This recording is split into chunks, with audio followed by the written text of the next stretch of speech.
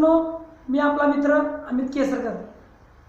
वनरक्षक भरती. आता अनेक विद्यार्थ्यांनी मला मेसेज केला होता, सर वनरक्षक भरतीबद्दल माहिती सांगा किंवा वनरक्षक भरतीबद्दल टोटल मेरिट किती जाणार आहे, म्हणजे एक्झाम प्लस तुमचं फिजिकल प्लस टोटल मेरिट, हे सगळी माहिती मी तुम्हाला सांगणार आहे. व्हिडिओ शेवटपर्यंत बघा, जेणेकरून तुम्हाला समजून जाईल की 100% आपलं मेरिट किती जाईल आणि आपणला सेफ स्कोअर काय असणार आहे. म्हणजे तुम्हाला जर फिजिकलला जरी बोलवलं तुमचा सेफ स्कोअर काय असणार आहे आणि 2019ची भरतीमध्ये किती स्कोअरला तुम्ही भरती झाला होता आणि 2023च्या भरतीमध्ये किती स्कोअर झाला, किती स्कोअर झाला तर तुम्ही भरती होऊ शकता. आता 2019ची जी भरती होती त्याच्या अगोदरच्या भरतीबद्दल आपण थोडं बोलू. 2016ची भरती म्हणजे 3 वर्षानंतर भरती निघत आहे. 2016 नंतर 2019ला निघली, 2019 नंतर 2023ला निघली, आता 2024 चालू आहे.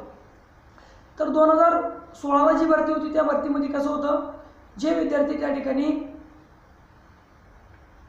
फिजिकलसाठी पात्र म्हणजे टोटली पहिला सुरुवातीला फिजिकल होत होतं, एक्झाम होत नव्हता वनरक्षकचा.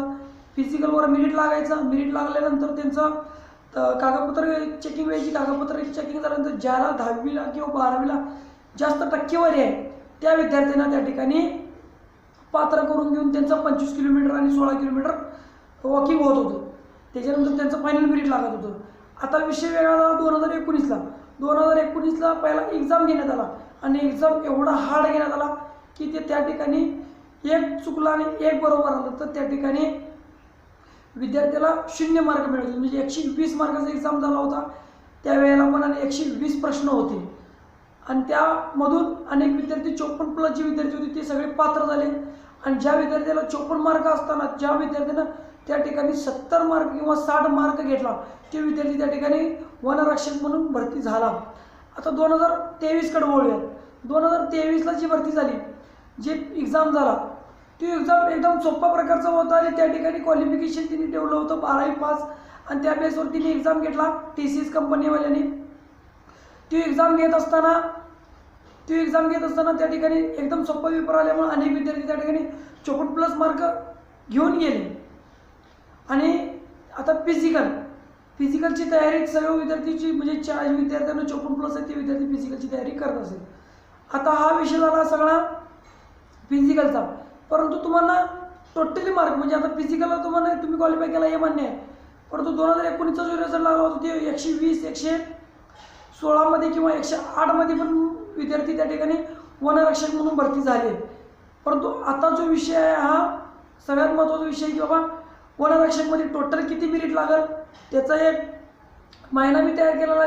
एक नंबर तुम्ही जर रनिंग करत असाल आणि तुम्हाला सेफ स्कोअर करायचा असेल म्हणजे जो 60 मार्कवाला आहे हाही 80 मार्कवाल्यांना फाईट देऊ शकतो आणि मेरिटमध्ये बसू शकतो. आता सगळ्यांचं मेरिट मी सांगणार आहे, व्हिडिओ शेवटपर्यंत बघा. एक आहे मेरिट मुलींचं पण मेरिट मी सांगणार आणि मुलांचं पण मेरिट सांगणार आहे. सुरुवातीला SCचं मेरिट सांगतो मी मित्रांनो. SCचा विद्यार्थी जो असेल, मुलगा असेल, त्याचा 135+ स्कोअर होत असेल तो सेफ स्कोअरमध्ये आहे असं समजावं लागेल.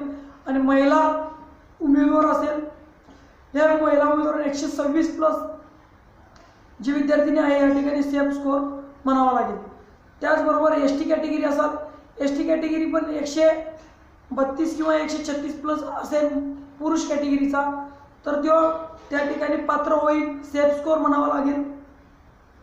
त्याच्यानंतर महिला उमेदवार असेल, महिला मुली उमेदवार ST मधल्या 122+ जे उमेदवार आहेत ते त्या ठिकाणी सेफ स्कोअरमध्ये असेल.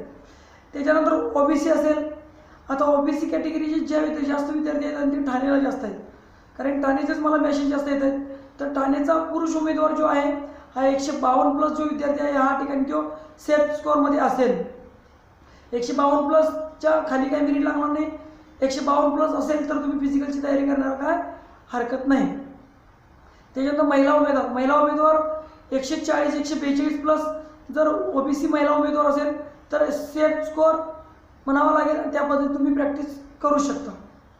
त्याच्यानंतर SBCची जी कॅटेगरी आहे, आता SBCमध्ये जास्त जागा नव्हत्या तरीसुद्धा त्यांचं मेरिट त्या पद्धतीनं जाणार आहे. SBC कॅटेगरी असल्यामुळं SBCचं मेरिट असणार ते 142+ पुरुष उमेदवार आणि 32 प्लस महिला उमेदवार.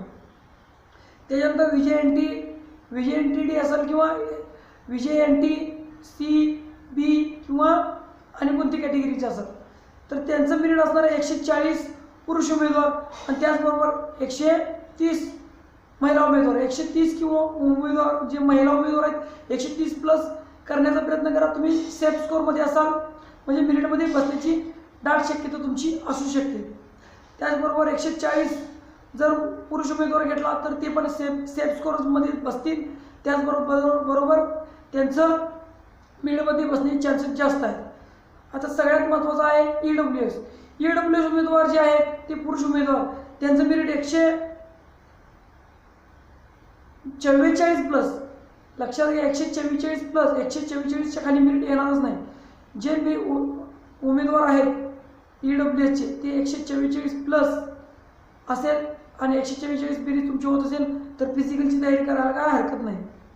त्याच्यानंतर महिला उमेदवार असेल ते 136 प्लस. EWS कॅटेगरीची 100 महिला उमेदवार आहेत ते 136 प्लस असेल तर सेफ स्कोअर असेल. तुम्ही प्रॅक्टिस करायला काय हरकत नाही. तुम्ही 100% पात्र आहात. आता आता अनेक विद्यार्थ्यांना ओपनची उत्सुकता जास्त असते. त्यामुळं ओपनची जी कॅटेगरी आहे त्याचं 155-156 प्लस जे उमेदवार आहेत ते त्या ठिकाणी सेफ स्कोअर म्हणायला काय हरकत नाही पुरुष उमेदवार. आणि महिला उमेदवार जे आहेत ते 145 ते 146 प्लस जे महिला उमेदवार आहेत ते त्या ठिकाणी पात्र होतील. जे उमेदवार पात्र होणार आहेत ते 25 किलोमीटर आणि 16 किलोमीटरसाठी पात्र होणार आहेत. त्यांचं फायनल मेरिट असणार नाही मित्रांनो.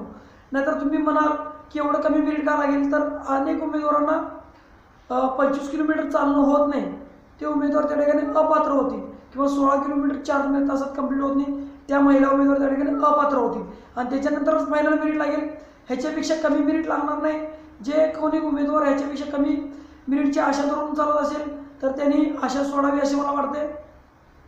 अनेक चांगली उमेदवार त्या ठिकाणी 100 मार्क 90 मार्कवाले आहेत ते 60 मार्क घेऊ शकतात किंवा 50 मार्क घेऊ शकतात. त्यामुळं 80वाल्यांना कॉम्पिटिशन द्यायचं असेल किंवा 60वाल्याला 80वाल्यांना 190वाल्यांना कॉम्पिटिशन द्यायचं असेल तर त्या ठिकाणी पैकीच्या पैकी गुण घेणं आवश्यक आहे.